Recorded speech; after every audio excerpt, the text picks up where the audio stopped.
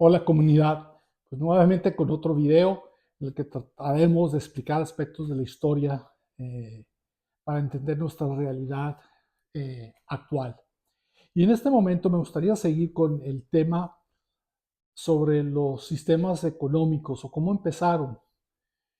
El video pasado hablamos sobre la colonia en México y cómo fue un sistema desarrollado por los españoles, pero para los españoles, para los blancos, donde una minoría blanca, principalmente a los que se les decían peninsulares, los nacidos en España, y a los criollos, los blancos nacidos en las Américas, crearon instituciones muy importantes, como la primera universidad en las Américas, lo que hoy es la UNAM, imprentas, edificios, muchas cuestiones.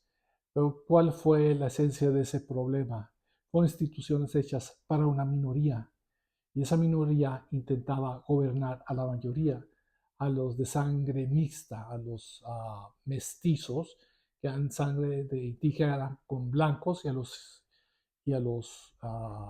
pues los indígenas, y otras mezclas entre negros, con indígenas, etcétera, etcétera. Entonces el sistema mexicano estaba diseñado para el subdesarrollo. Cuando una inmensa mayoría no puede acceder a salarios dignos, a maneras de empleo dignos, sino básicamente están ahí para servir a la minoría, las sociedades se subdesarrollan. Y por 300 años nuestra sociedad estaba subdesarrollada, pero creando un gran resentimiento social entre la gran mayoría de las personas nacidas en la Nueva España. Y desafortunadamente ese sistema sigue hasta el día de hoy. Los salarios mínimos en México son miserables y por eso la gente sigue emigrando a otras partes y seguimos siendo subdesarrollados. Pero ahora me gustaría comparar eso con lo que pasó en Estados Unidos, porque Estados Unidos en su momento colonial desarrolló un sistema en el que la mayoría explotaba a la minoría. Lo contrario en la colonia españolas. Esta mayoría blanca explotaba a la minoría negra y se aprovechaba de otras minorías que eran los indios, a los que básicamente les robaban sus tierras. Y para mí todo esto tiene un momento específico en la historia, en el momento colonial, antes de la independencia de Estados Unidos. Y es con la rebelión de Nathaniel Bacon. Nathaniel Bacon. En español se dice tocino, pero Nathaniel Tocino o Nathaniel Bacon o Bacon's Rebellion, la rebelión de Bacon. ¿Y cómo comienza esta guerra? Bueno, Estados Unidos básicamente se había dividido en dos partes. El norte, las famosas 13 colonias.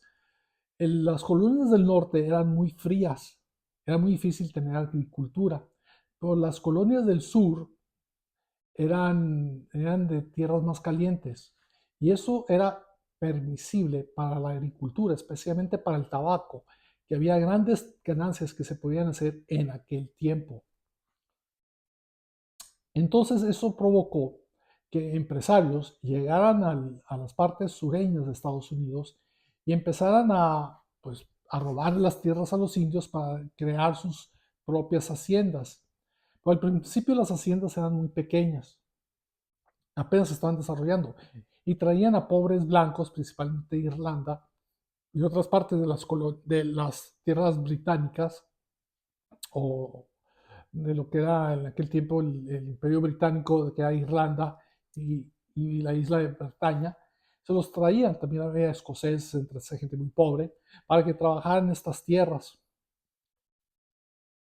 porque no era económicamente factible en aquel tiempo traer esclavos. ¿Por qué? Porque los esclavos eran caros de comprar, y eran caros de mantener y de mantener sujetos, sostenidos ahí, encerrados en las haciendas. Entonces estos blancos trabajaban miserablemente, muy miserablemente, pero bueno, por lo menos no eran esclavos. Pero con el tiempo, al expandirse estas haciendas, o sea, robándole más tierra a los indios, se volvió factible por cuestión del desarrollo comercial de ya traer esclavos. Así de sencillo. Ya era económicamente comprarlos y mantenerlos. Como dije, no era barato tener un esclavo. Son solamente las grandes empresas agroindustriales podían tener esclavos. Mientras en el norte esto era mínimo, ¿no? ¿Por qué? Porque la agricultura no se estaba desarrollando tanto. Bueno, pues ¿qué pasó entonces? En la historia de Estados Unidos, la guerra más sangrienta que han tenido se dio en los tiempos coloniales y es la guerra del príncipe Felipe, Prince, Prince Philip's War. Es una guerra entre los colonos y los indios. Se dice la guerra del príncipe Felipe porque a un indígena le habían dado el nombre de Cristiano de Felipe, pero se rebeló en contra de los colonos y empezó una gran matazón. Fue una guerra horrible, que en porcentajes fue quizás la guerra más sangrienta en la historia de los Estados Unidos. Bueno, pues los colonos se asustaron mucho, las autoridades coloniales, y decidieron que iban a prohibir la anexión de más tierra de los indios para no estar provocando guerras. Pero ¿qué pasó? Pues muchos de estos inversionistas o empresarios ingleses que venían a las nuevas tierras, pues venían a eso, a hacerse ricos. Y usaban el tabaco como la manera principal de hacerse ricos, de comercializar el tabaco, pero para eso necesitaban, pues, pues irle a robar a los indios sus tierras. Y si se les prohibía, pues bueno, no podían hacer fortuna.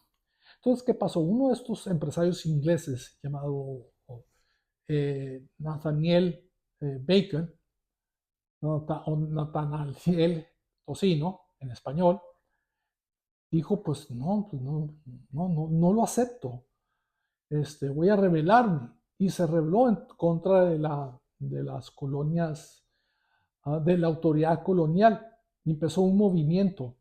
Pero lo curioso es que para hacer este movimiento se unió no solamente con los blancos pobres, sino con los negros, irónicamente, con los esclavos. Y había mucho resentimiento social entre los negros y los blancos, pero se le unieron y empezaron un movimiento de rebelión, empezaron a ir destruyendo ciudades, destruyeron la ciudad de Georgetown, muy importante en aquel tiempo, la quemaron hasta sus cenizas, hasta las cenizas, y así y asustó muchísimo a las sociedades, a la autoridad colonial. Entonces, en ese momento, pues, en el peor momento de la rebelión, a Bacon se enfermó de diarrea, o disentería, y murió. Y con eso terminó la famosa rebelión de un rico agricultor que levantó a los pobres para tumbar al gobierno colonial que le prohibía irle a robar las tierras a los indios. Esto provocó un terremoto dentro de las autoridades coloniales. Se dieron cuenta de lo frágil que era la sociedad. Entonces se pusieron a pensar y se dieron cuenta de dos cosas. La primera, esto no podía volver a pasar. Entonces necesitaban socios. Necesitaban a alguien que estuviera a favor de ellos. Los indios no podían ser sus aliados, pues se trataba de ir a robarle las tierras, y los negros tampoco podían ser sus aliados porque pues ellos eran los esclavos. Se dieron cuenta que solamente los blancos pobres podían ser aliados de la casta rica inglesa colonial. Entonces, ¿qué pasó? Pues quitaron esta prohibición de irle a robar a los indios tierras, le bajaron unas 2, 3 rayitas al tigre y permitieron a la gente pobre, los blancos pobres, empezar a quitarle, hacerse de tierras, robándosela a los indios, para que se hicieran de cierto bienes materiales. Segundo, les dieron cierta forma de representación política, que era una manera de control político. La representación política no solamente es una manera, hay mucho mito de qué tanto funciona la democracia, pero, pero en este momento fue una manera de control político, dar la ilusión de que vamos a permitir participar en el gobierno. Y este fue quizás el momento más importante, fundamental en la historia de los Estados Unidos. Una historia que está completamente perdida, porque es la esencia del sistema americano. Un sistema que se desarrolló primero robándole las tierras a la gente originaria, o sea, los indios, y después a México,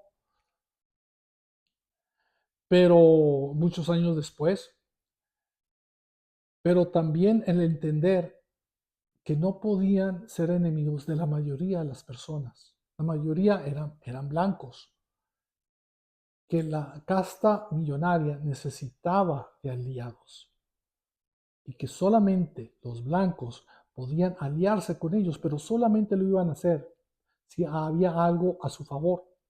De hecho, este momento es histórico aparte porque fue la primera vez en la historia de Estados Unidos que los blancos y los negros se unieron bajo una sola bandera. Y esa fue destruirle a los ricos sus propiedades. Imagínense, la primera vez que se unieron los blancos y los negros fue para destruirle a la casta millonaria colonial todas sus propiedades. Eso es muy importante en nuestro análisis. Y, las fuerzas, la autoridad colonial entendió eso. Es cuando empezó a cambiar su política. Empezó a desarrollar ciertos principios de democracia. Lo más importante, hizo a los pobres blancos parte del sistema, parte de qué defender. Y así es como empezó la verdadera esencia del capitalismo estadounidense. Un sistema que, que la minoría millonaria hizo inclusivo dentro de sus fuerzas a los pobres blancos, pero que se basó en la explotación de las minorías, disculpen, o sea, de los negros. Y ahí vemos el balance entre ambas sociedades, la hispana con la anglosajona. La hispana anglosajona, la hispana latinoamericana, fue un desarrollo explotativo de mayorías. Y cuando una minoría explota a esa mayoría, es muy difícil el desarrollo económico, porque la mayoría vive pobre. Pero en el sistema colonial inglés-americano es diferente, porque la mayoría vivía bien en base a la explotación de una minoría, los negros, esclavos. Inclusive con el tiempo, cuando la esclavitud no existía en el norte, de todas maneras eran explotados, porque eran vistos como ciudadanos de última, no de tercera, de última.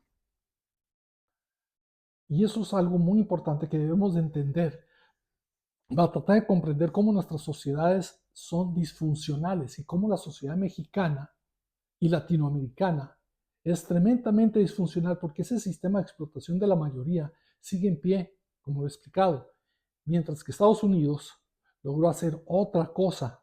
Pero eso no es obviamente la única razón. Creo yo que es el principio de un sistema explotativo de Estados Unidos.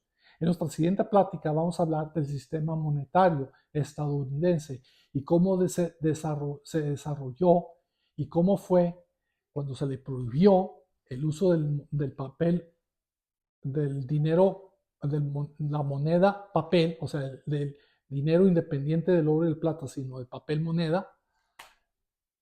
Una de las otras razones de la prosperidad de las colonias inglés-americanas y que eso llevó también a la independencia de los Estados Unidos. Y bueno, esto es todo por esta plática. Con el futuro me gustaría hacer otros videos, pero ahora, una vez que terminemos el tema de México, empezar con el tema de los Estados Unidos, desarrollar las ideas sobre Estados Unidos, cómo se desarrolló y empezar a desarrollar y contrastar las dos sociedades, las historias de los dos países para ver en qué podemos cambiar de mentalidad, de ideología, de valores o de principios, porque necesitamos un cambio radical ahora, porque ya vienen cambios muy fuertes que necesitan otros diferentes paradigmas. Y creo que el conocer nuestra historia nos va a ayudar a hacer esto. Por favor, si gustan verlo con más detalle, busquen la rebelión de Bacon de Estados Unidos como uno de los principales, como el primer fuente fundacional de lo que es la sociedad estadounidense y que explica mucho, quizás a mi juicio, de la prosperidad que inclusive hoy disfrutan. Por favor, denle like, suscríbanse, pónganle ring a la campanita, comenten y compartan el video. Se los agradecería mucho. Muchas gracias.